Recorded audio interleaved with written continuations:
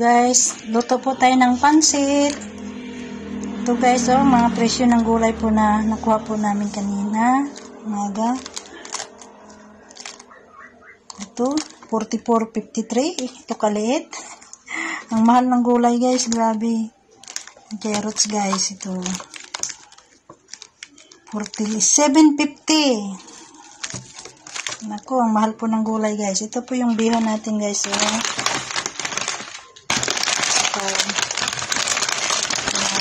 Kanton, pansit kanton. So, 3 bihon.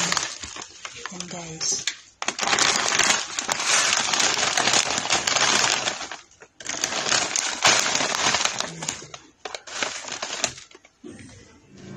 Yan guys, yung pansit po natin, lagyan po natin ng seafood seed. Ito guys, isa rin natin sampaw o sahog sa ating pansit. At saka itong balls na ito. Ayan, kikiam balls. Ayan, ito po yung mga labas po niya guys. Slicing po natin siya na ganun. Yung chicken niya guys. Sa tarikado.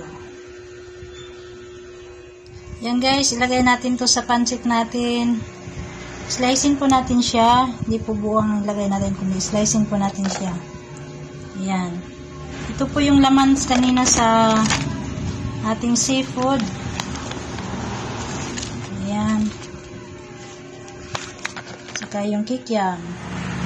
Ayan guys, ito na yung mga ricado ng pansit natin guys. Ayan, repolyo, beans, carrots. Ayan. Assorted po yan guys. May kikiam balls. Ayan, assorted yan mga seafood. Ayan na. Nagpatagpat na po. Tsaka yung ricado natin at isang silik toyo. Nandito po yung mga pansit po natin. Ayan. Maganda lang naman natin ng kanton.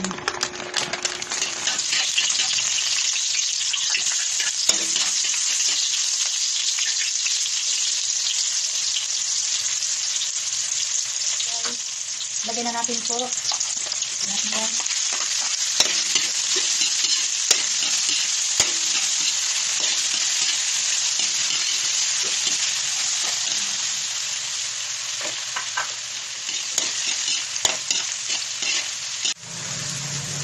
Yan guys, pwede natin ilagay ang ating chicken.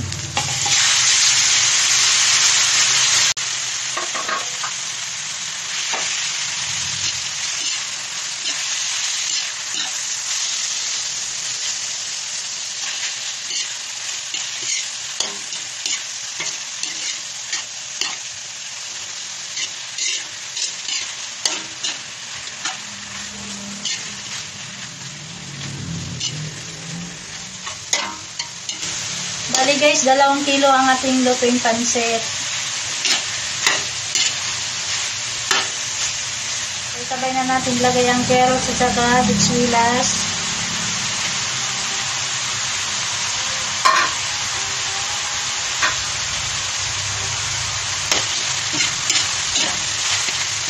Ayan. Ako guys, pag magtimpla sa mga ganitong sagpaw guys sa pansit, asin muna ilagay ko. Asin.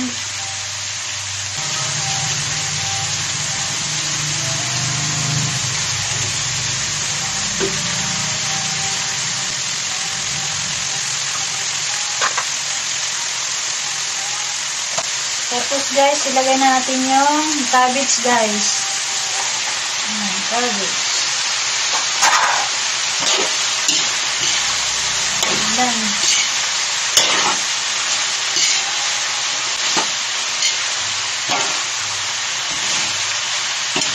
Ang pansit guys, para hindi agad mapanis yung pansit na niluto natin guys, huwag mumugasan yung pansit guys, para hindi mapanis agad. Itong pansit ko guys, abot ka ng mga ilang araw bago, ayan, sakto-sakto maubos ko. Hindi siya mapapanis. Basta hindi lang hugasan yung pansit natin guys. Basta ang pansit ay nakabalot po siya sa saktong balot. Huwag yung labos guys kasi makapanis tayo ito. Ayan, natin. vegetable. Yan, maya guys, lagay na natin sa isang lagayan.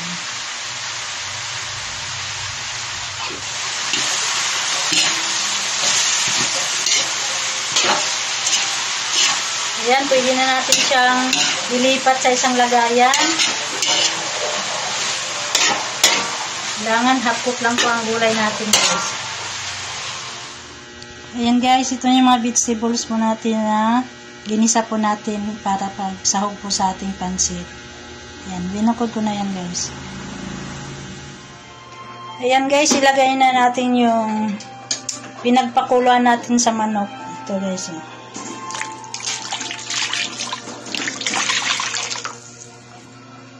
Dagdagan pa natin ng tubig yan.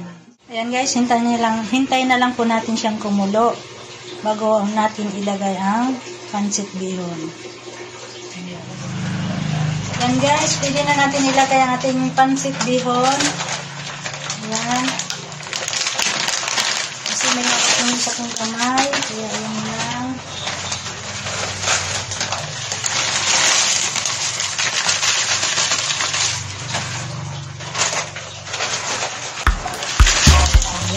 Kasi madilim yung kusina namin guys, kaya kailangan ng may ilaw po.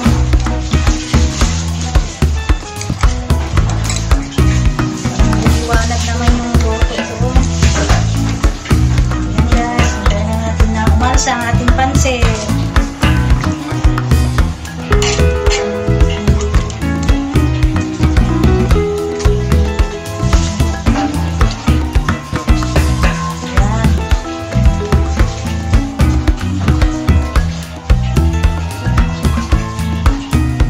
Guys, ang kanto natin, ano lang natin kanto guys,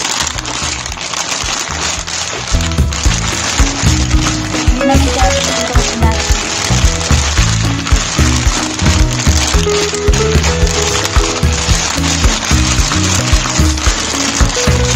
Yan guys, pwede na yan. Yan guys, hintayin lang umalsa ang ating pansit bago natin ilagay ang ating kanton at saka yung mga vegetable niya guys. Yan, palsahin lang po natin guys. Mamaya. Yan guys, unti-unti nang umalis ang ating pansit. Alas 5 ang aming program ngayon. Anong oras na? 4:45 na. Galit na po. Napos pa kami. Bawag po guys na nanahi guys.